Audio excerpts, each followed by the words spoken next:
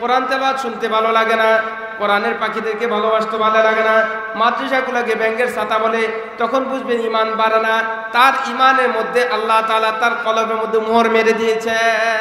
আমাদের দেশে এমন মানুষ আছেনি যারা কোরআনে মাদ্রাসাকে পছন্দ করে না, কোরআনের মাহফিলকে বন্ধ করতে চায়, আছে কিনা বলেন? কোরআনের মাহফিলের উপর 144 জারি করে কারা?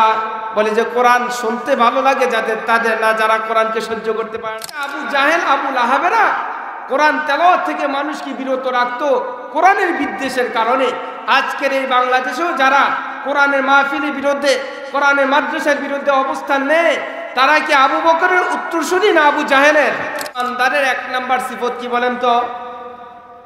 আল্লাহর নাম শুনলে তার হৃদয়ের মধ্যে একটা নতুন অনুভূতি জাগবে, তার হৃদয়টা কেঁপে উঠবে।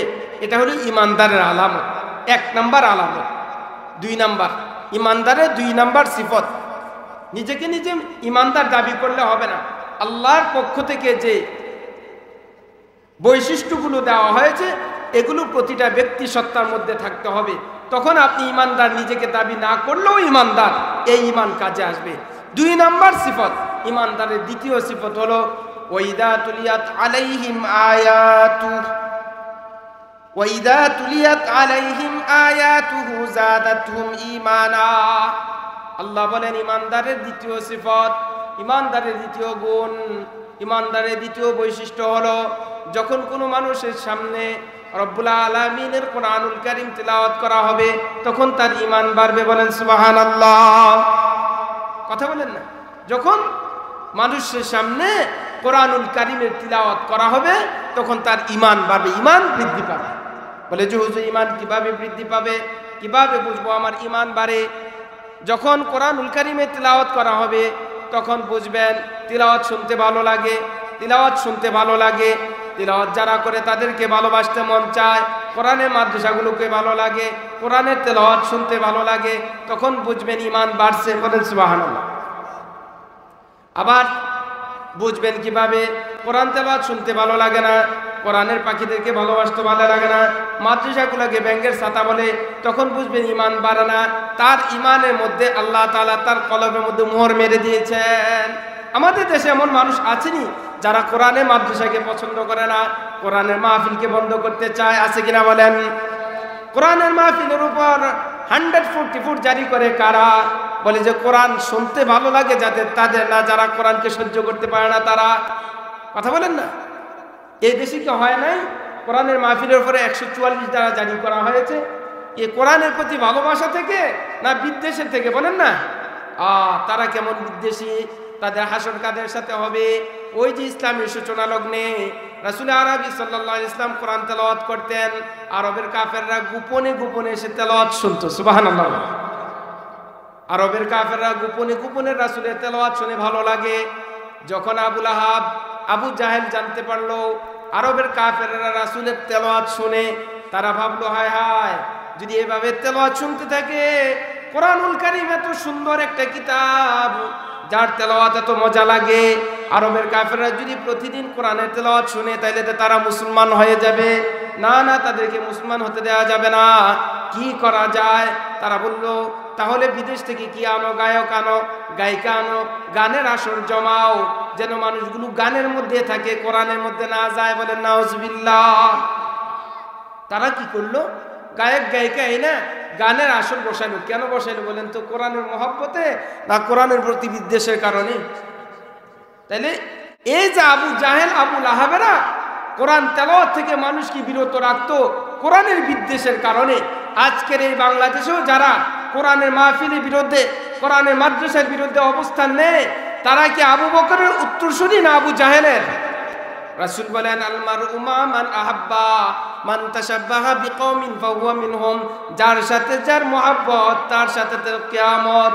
ও বান্দা, ও আমার উম্মত, তোমার সম্পর্ক যদি হয় আবু বকরের সাথে, তোমার সম্পর্ক যদি হয় ওমরের সাথে, তোমার সম্পর্ক যদি হয় উসমানের সাথে, আলীর সাথে, তো তোমার হাসর হবে তাদের সাথে।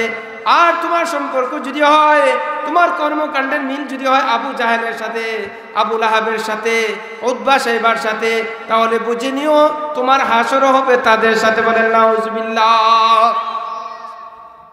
আমার ভাইরা, আমার বন্ধুরা, আল্লাহ পাক রব্বুল আলামিন বলেন ইমানদারের দ্বিতীয় গুণ, ইমানদারের দ্বিতীয় সিফাত, ওয়াইদা তুলিয়াত আলাইহিম আয়াতু।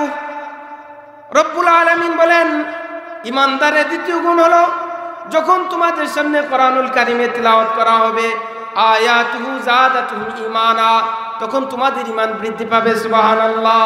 এখন ঈমান যে বাড়ে এটা কিভাবে বুঝন? বলেন যে হুজুর, এটা বোঝার কায়দা হলো কোরআনের তেলাওয়াত একজনে করে আপনার শুনতে ভালো লাগে, অথবা আপনি নিজে কোরআন পড়েন, পড়তে ভালো লাগে। আমাদের ভালো লাগেনি? যদি ভালো লাগে তাহলে আপনি ইমানদার।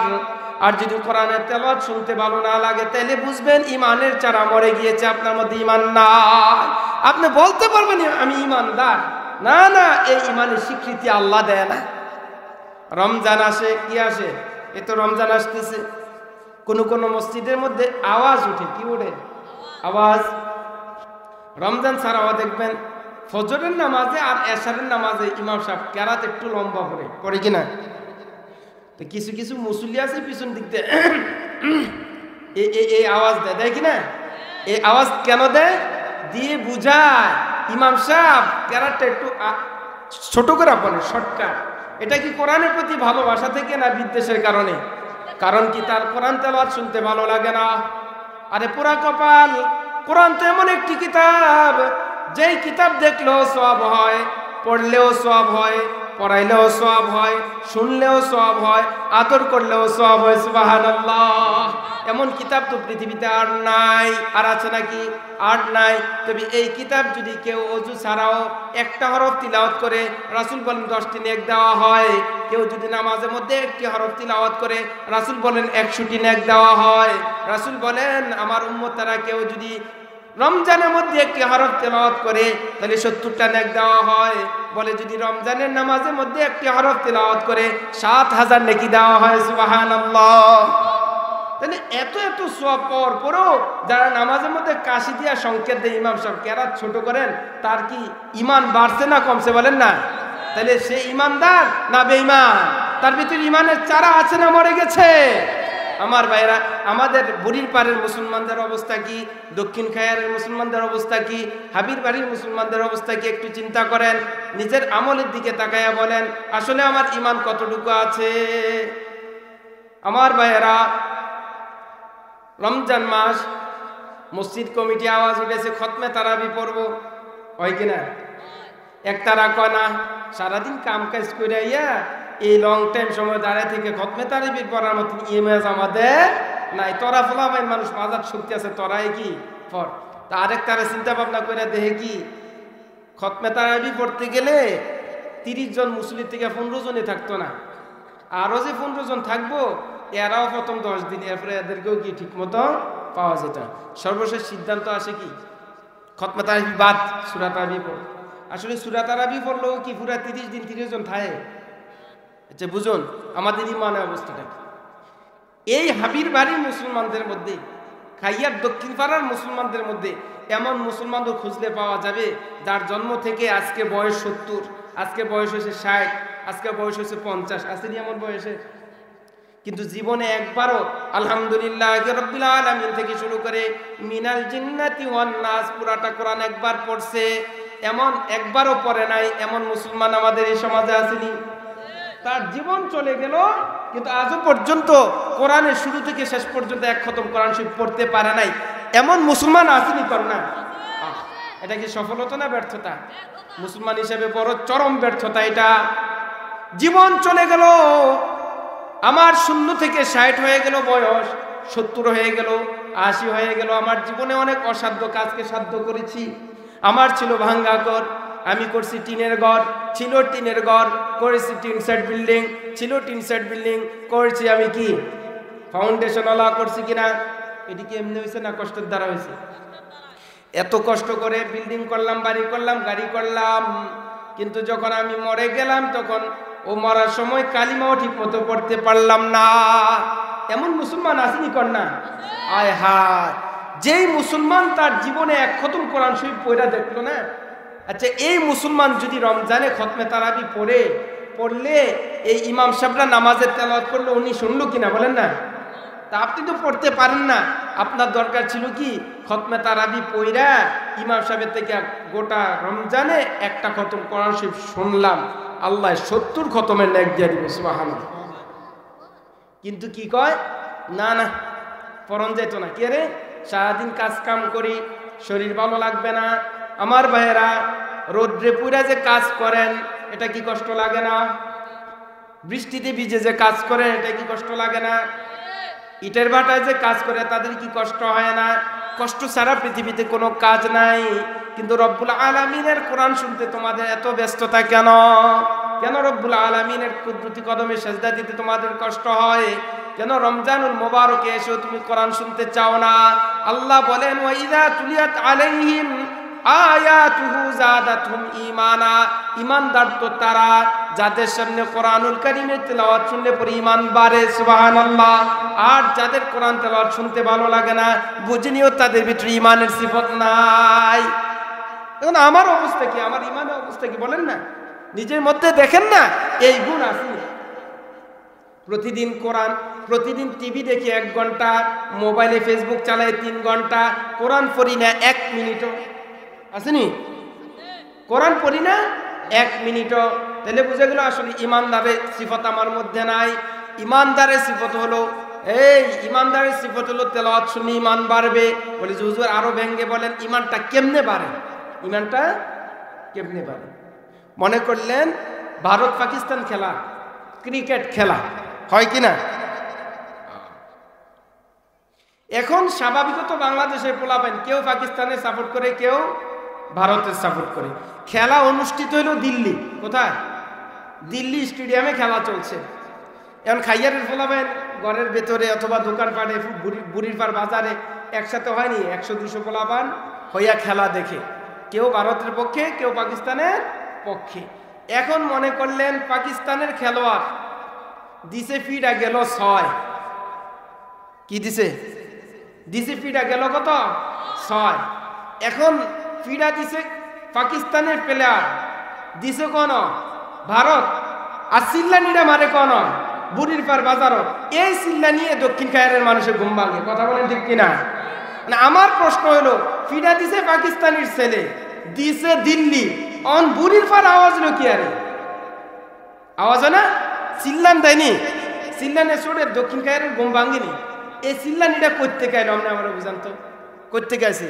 এই শয়তানে গুতা দিছে, তারে দিছে না।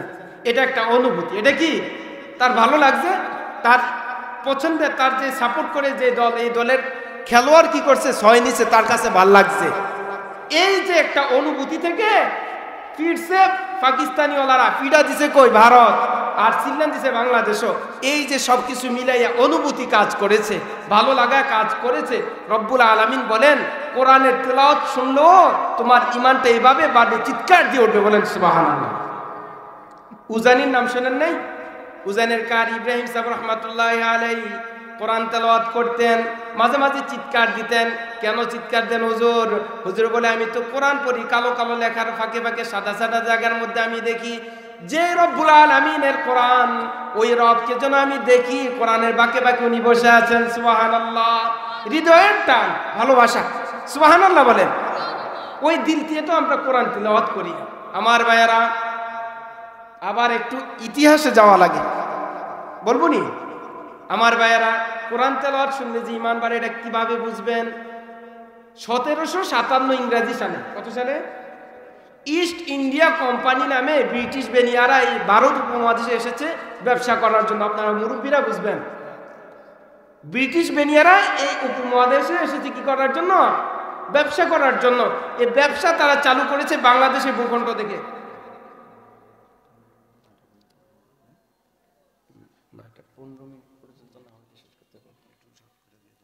আচ্ছা, তারা ব্যবসা চালু করেছে কোত্থেকে? ভারত, বাংলাদেশের ভূখণ্ড থেকে। তখনও বাংলাদেশ কি হয় না, 1757 ইংরেজিতে। তো তারা এসে 100 বছর ব্যবসা করছে। কয়শো বছর?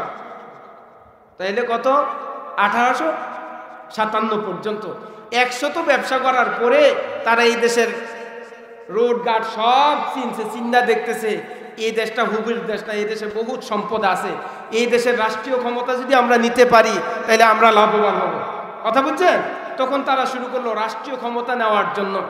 ওলামায়ে কেরাম দারুল দেবন্দ ওলামায়ে কেরাম বাধা হয়ে দাঁড়াইলেন, না তোমাদেরকে রাষ্ট্র দেওয়া যাবে না, তোমরা ব্যবসা করতে আসছো ব্যবসা করো, কিন্তু রাষ্ট্রের দিকে যদি চোখ উঠাও চোখ খুলে ফেলা হবে। কথা বলেন ঠিক কিনা? যেমন বর্তমানে ভারতের তারা আমরা বাংলাদেশের দিকে এ লুলুপ দৃষ্টিতে তাকায়। কথা বলেন ঠিক কিনা? আমার ভাইয়ারা, তারা শুরু করলো যুদ্ধ। যুদ্ধ করতে গিয়ে যত বিমান কামান যত আছে গোলা বারুদ সব পাঠায়, কিন্তু যুদ্ধে জিততে পারে না। কি করতে পারে না? এখন তারা কি করলো, তারা চিঠি পাঠাইলো ভারত উপমহাদেশে তাদের কমান্ডারের কাছে যে আমাদের এত গোলা বারুদ এত বিমান ট্যাঙ্ক কামান সব কিছু দিয়ে আমরা যুদ্ধ করি, কিন্তু তারা নিরস্ত্র, তারা দুর্বল, কিন্তু তাদের সাথে আমরা পেরে উঠি না কেন? কারণটা কি?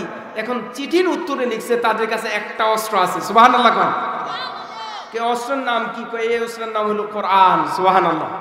কোন মুসলমানদের ঈমান হলো তুষের আগুনের মতো, নামাজ যদিও না পড়ে, যদিও ভুলে ভালে মিথ্যা কথা বলে, কিন্তু যখন ইসলামের বিরুদ্ধে কেউ কয় তখন এটা জ্বলে ওঠে। সুবহানাল্লাহ। এই আগের দিনের মহিলারা পুরুষরা এই ডাইল্লার মধ্যে আগুন লইয়া আগুনের তাপ নিত। কথা বলেন ঠিক কিনা? তো যদি এটা উপর দিয়ে নিভা যেত, লাড়ি কাঠি দিয়ে লাড়া দিলে ভিতর থেকে জ্বলে উঠতো। বিষয়টা এমন না? আসলে কি আগুনটা নিভা গেছে না জন্মা রয়েছে? মুসলমানদের ইমানটা এমন, জিকির না করতে করতে তিলাওয়াত না করতে করতে কেমন জানি বৈশা গেছে গা। আবার কেউ আয়া কোক না এই নামাজ কি নামাজ নাই রোজা কি, তারে বেনমাজির সামনে যদি এই কথা কয় লাড়ি দিয়ে দৌড়ানি দিবনি। কারণ কি? ইমানটা তখন জেগে ওঠে। ইমানটা কি? ইমানের পাওয়ার বেড়ে যায়। বলেন সুবহানাল্লাহ। সে রিপোর্ট করছে মুসলমানরা দুর্বল হতে পারে, কিন্তু একটা শক্তি তাদের, সেটা হলো কি? কোরআন। তারা যখন কোরআন পড়ে তখন তাদের সামনে পৃথিবীর যত শক্তি সামনে আসুক না কেন, কোনো শক্তিকে তারা ভয় পায় না। কোরআনকে সামনে নিয়ে তারা এগিয়ে যায়, আর আল্লাহ তাআলা সেখানেই সফলতা দান করে। সুবহানাল্লাহ।